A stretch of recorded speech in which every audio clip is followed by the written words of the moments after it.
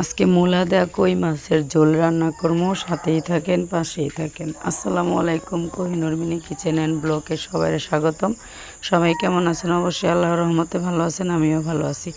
কড়াইয়ে তেল দিয়ে দিয়েছি পেঁয়াজ কুচি আর কাঁচামরিচ কুচি। আজকে আমি মূলা দিয়ে আর আলু দিয়ে মাছ রান্না করব, কই মাছ। আর কয়েকদিন ধরে আমি মাছটা কষিয়েই রান্না করতেছি। আমার ছেলে বলে কষানো মাছ নাকি ওর খুব ভালো লাগে, মিষ্টি মিষ্টি লাগে, মজা লাগে। ছেলের আবদারে প্রতিদিনই আমি কষাইয়া মাছ রান্না করি, যে কোনো একটা। আবার অন্য অন্য মাছ আবার অন্যভাবে রান্না করি। পেঁয়াজ মরিচটা আমি একটু হালকা করে ভেজে নিলাম, তারপরে এখানে পানি দিয়ে দিব। আর তেলের মধ্যে কাঁচা মরিচ ভেজে কষাইয়া রান্না করলে ওই মরিচটা খেতে মজা লাগে। আর কাঁচা মরিচ ভাজা মরিচ দিয়ে তরকারি রান্না করলে আমার কাছে ভালো লাগে, ভাজিতে দিলেও ভালো লাগে। এইভাবে দিয়ে দিলাম পরিমাণ মতো পানি।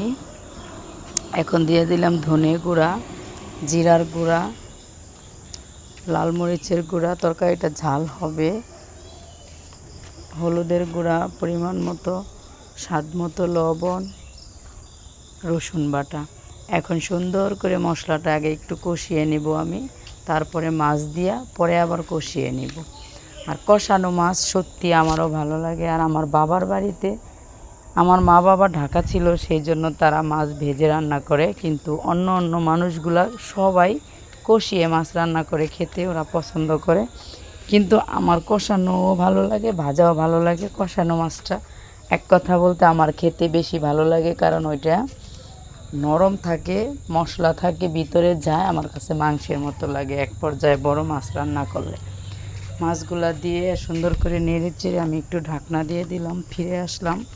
এখন মাছগুলো উল্টাইয়া দিব, একটু উল্টাইয়া আবার একটু কষিয়ে নিব, এতে মাছের ভিতরে মশলা সব যাবে, খেতে অনেক মজা লাগবে।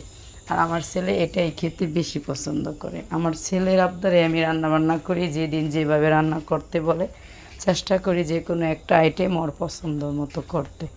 কারণ বুঝতেই তো পারছেন এখনকার ছেলে মেয়ের আবদারটা একটু বেশিই করে। মাছটা নেড়ে চেড়ে ঢাকনা দিয়ে দিয়েছিলাম, চলে আসলাম আবারও ঢাকনা খুলে। এই তো দেখেন মাছটা কি সুন্দর রান্না হয়ে গেছে। এখন কিন্তু এটা এইভাবেও খাওয়া যাবে, এইভাবে খেতেও দারুণ হয় বন্ধুরা। আপনারা এইভাবেও রান্না করে খেতে পারেন, মাছ কষিয়ে একদম বোনা বোনা করে খেলেও কিন্তু খুবই মজা লাগে। এখন মাছগুলো আমি আলতো হাতে উঠিয়ে নিচ্ছি। আর আমার এই কই মাছের সাইজগুলো খুব বড় বড় দেখা যায়, তেলাপিয়া পিয়া মাছের মতো। মাছগুলো উঠিয়ে রাখলাম। এখন এইখানে সুন্দর করে সেই সিদ্ধ করা মূলা দিয়ে দিব। মূলাটা আমি ভাপিয়ে নেওয়া পছন্দ করি, কারণ এতটা গন্ধ আমার ভালো লাগে না। সাথে 2টা আলু কেটে দিয়েছি, আলুটা আমি ভাপাইনি। মূলা ভাপিয়ে নেওয়ার পরে পানি ঝরানোর পরে আলুটা কেটে একসাথে মশলার মধ্যে দিয়ে দিলাম। এখন সুন্দর করে নেড়ে চেড়ে মশলাটাও আমি সুন্দর করে মূলার সাথে আলুর সাথে লাগিয়ে দিব। তারপরে ঢাকনা দিয়ে অনেক সুন্দর করে মশলাটা আমি কষিয়ে নিব। আর যতভাবে মশলাটা তারপরে সবজিটা কষিয়ে রান্না করা হয় ততই তরকারিটা মজা লাগে, এটা আমার মা বলে। চেষ্টা করি আমি ওরকম করে কষানোর। অল্প একটু পানি দিয়ে দিলাম, সিদ্ধ করা মূলা যেহেতু পানি নাই, ঝরিয়ে রাখছিলাম আমি ঝুড়িতে। এখন অল্প একটু পানি দিয়ে ঢাকনা দিয়ে কষিয়ে নেব আলুটা সিদ্ধ হওয়া পর্যন্ত। কষানো হয়ে গেছে, এখন ঢাকনাটা খুলে আমি একটু নেড়ে চেড়ে দিব, দেখি কি অবস্থা। ফিরে আসলাম। এই তো দেখেন পানিগুলা কিন্তু শুকিয়ে গেছে, মশলা গায়ে গায়ে লেগে গেছে সবজির।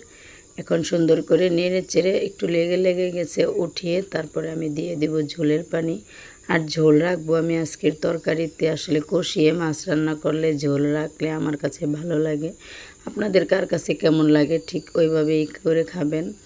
আর এই তো দেখেন, আর মূলাগুলা কিন্তু আমাদের ক্ষেতের, আমি ওইভাবে ভিডিও নিতে পারি না, আস্তে আস্তে সামনে থেকে পুরো ফুল ভিডিও দিব। দিয়ে দিলাম ঝোলের পানি পরিমাণ মতো। আমি একটু ঝোল রাখবো আগেই বলছি, কারণ মূলার তরকারি একটু ঝোল না রাখলে খাওয়া হয় না। শুটকিটা রান্না করলে ঝোল না রাখলেও চলে। আর দিয়ে দিলাম সেই কষিয়ে রাখা মাছ, কষিয়ে যে উঠিয়ে রেখেছিলাম। আমি মাছটা সাথে সাথে দিয়ে দিই এই কারণে, মাছের গায়ের যত ঘ্রাণ আছে বা মজা আছে সেইগুলো যেন সবজির সাথেও লেগে যায়। আর সেই কারণে আমি জল দেওয়ার সাথে সাথে যে কোনো মাছ দিয়ে দিই, কষিয়ে রান্না করলেও ভেজে রান্না করলেও।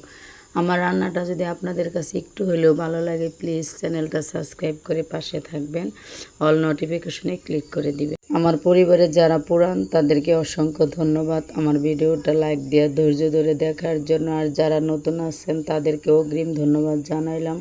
প্লিজ সবাই একটু পাশে থাকবেন, সাপোর্ট করবেন, চ্যানেলটা সাবস্ক্রাইব করে। এই তো আমার তরকারিটা হয়ে গেছে, এতটুকু ঝোল রাখছি, নামিয়ে নিলাম। কমেন্টে বলবেন কই মাছ দিয়ে আলু দিয়ে মূলা রান্না করছি, আপনাদের কাছে কেমন হয়েছে।